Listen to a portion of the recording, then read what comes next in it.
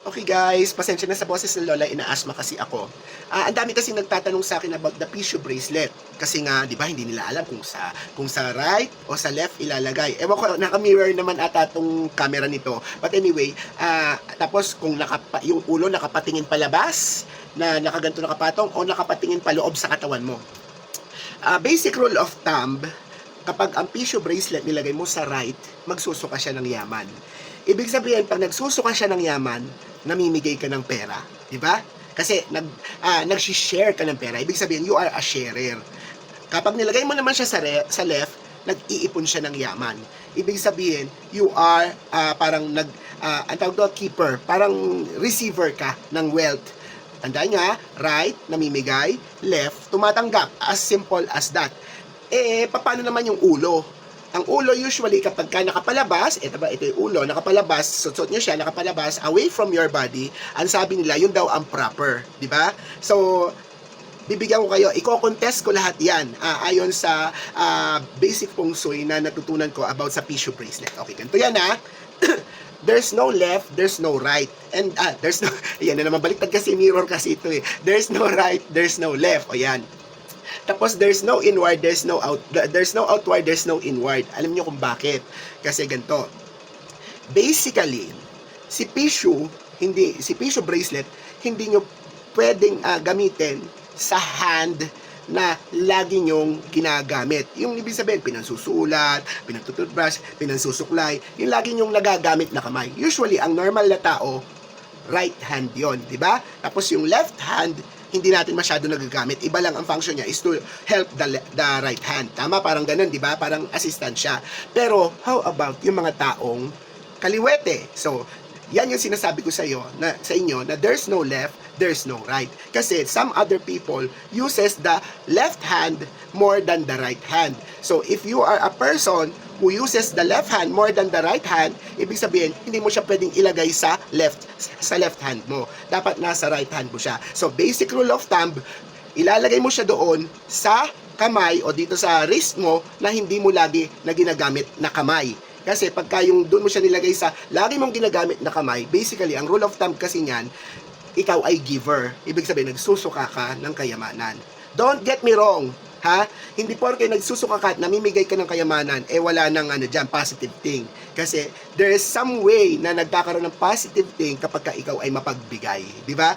Maaaring nawawalan ka ng yaman na yaman na physical, like yung pera, mga ganyan, pero nagkakaroon ka ng yaman na spiritual at nagkakaroon ka ng maraming kaibigan at nagkakaroon ka ng mga kapanalig, yung mga taong naniniwala sa iyo because you are a giver. Now, when you just want to receive, di doon mo siya ilalagay sa kamay na hindi mo ginagamit.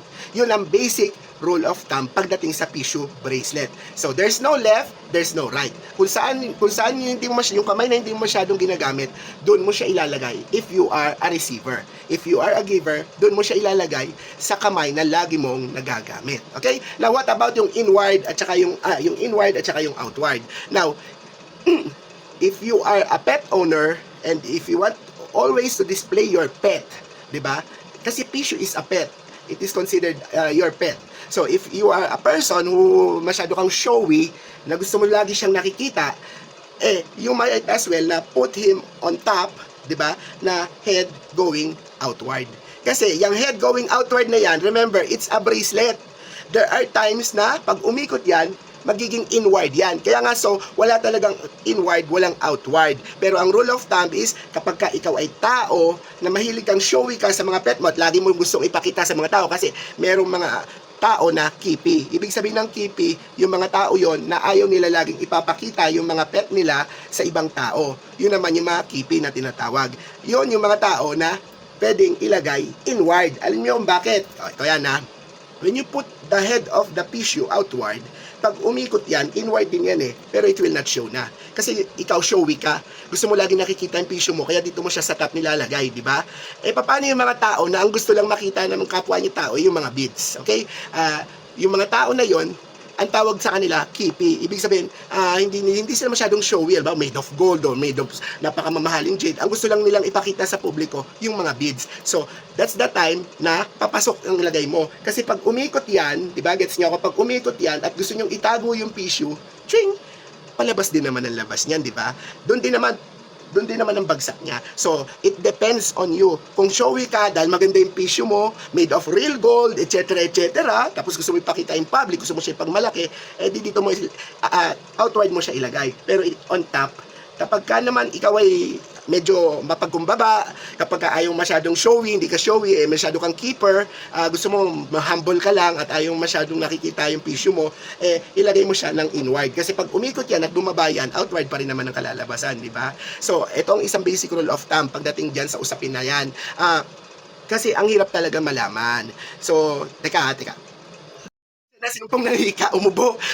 Ganito kasi yon, may advantage ang bawat isa. Ngayon, kung nandun ka sa kapwa mo Chinese, halimbawa, nakita niya yung tissue bracelet mo, at nandiyan dyan sa ibabaw, at may alam sa feng shui, alam naman natin na ang ating tissue bracelet hindi pwede pahawakan sa ibang tao. Paano? Halimbawa, tinawag ka, bong, halika nga rito, hindi ka lang basta tinawag, hinawakan ka pa, hinatak ka, matik, nahawakan ka agad yung tissue bracelet mo. Kasi showy ka. Diba? So, yun ang isang disadvantage nun pag showy ka sa tissue bracelet mo. Pag may humawak sa'yo, matik, nahawakan ng tissue bracelet mo. Number 1 rule yun, never let other people touch your tissue bracelet. Ngayon, kapag kaini ka, yung ibig sabihin, yung kipi ka, yung matago ka sa mga bagay-bagay at gusto mong tago siya, ando siya sa ilalim, naka-point din siya, diba? Nandito yon, diba? Tapos ginanyan mo dito. Pag ikot nun, naka-point din naman outward eh. Pag may tumawag sa'yo, ang mahahawakan, yung mga beads lang. Halimbawa, hinatak kang bigla, aksidente, hinatak ka. Ang mahahawakan niya, yung mga beads lang. Hindi niya mahahawakan si tissue. Pero kapag ka naman, nandoon ka sa crowd, na alam nila yung ruling about tissue bracelet, di doon ka na mag-showy ka na. Kasi alam mong safe yung tissue bracelet mo at walang hahawak sa tissue bracelet mo. For example, may gathering kayo tapos alam ng mga tao lahat doon na yung tungkol sa tissue bracelet na bawal hawakan, okay lang, i-showy mo siya, dito mo siya ilagay. Kasi hindi ka nila basta hawakan kasi mangingilag sila dahil alam nilang bawal hawakan ng tissue. Paano kapag yung mga walang alam?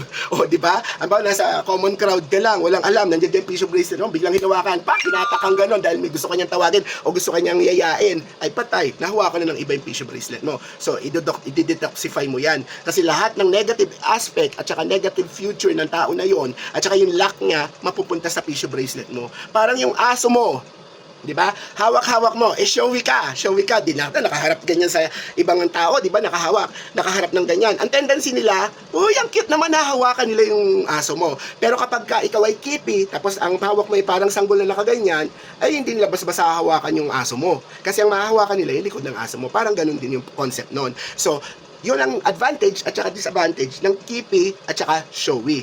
Ako, ang lola, ayoko mag-showy. So, para wala nang problema sa bracelet, so, ang talagang provide ko nilang sa akin na tissue, necklace. Kasi, at least, kahit papano, wala kang dapat isipin. Tapos, yung pinaka-bracelet ko is jade lang. Jade, at saka meron diyang, alam niyo na yan, di ba? So, black, ito yung black na beads na tinatawag, o obsidian beads. It will remove all the negative energy. So, para wala akong iintindihin, kasi wala na mga hawak dito sa dibdib ko, at saka lagi naman siyang nakatago, kasi hindi ako showy, di ba? Kasi minsan, may disadvantage din ang pendant. For example, made of gold, ang yabang-yabang mo, no? Di ba? Ang yabang-yabang mo, nakaganyan sa'yo. Biglang dumating yung kumpare mong walang alam. Oy, pre, ang ganda niya na. Magkano yan? Magkano bili mo dyan? O, dinahawakan na yung tissue bracelet mo. Di, paano na? Tapos na usapan, di ba?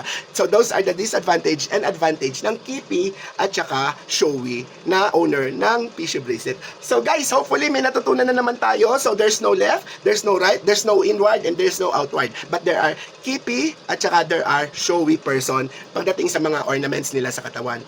Nasa sa inyo na yan. Choice yun na yan kung ano ang gusto nyo. Kasi minsan napakahirap din mag-cleansing ng ating tissue bracelet. Matagal, laborious, lalo kapag kaubod ng malas yung taong nakahawak. Bawal, lagi siyang natatalo sa sugal o kaya adik-adiktos. Kasi nawakan yung bracelet mo. Yung lahat ng negative aspect, mapupunta doon sa bracelet mo. Di yan, swerte naman niya. Okay guys, if you want this kind of video na nagdi-discuss ang tao tungkol sa mga gantong usapin, please do like, share, and subscribe to your Lola's channel and hit that notification button para sa mga susunod pa na video na explain ng Lola yung tungkol sa culture namin about sa feng shui and everything. Okay, maraming salamat!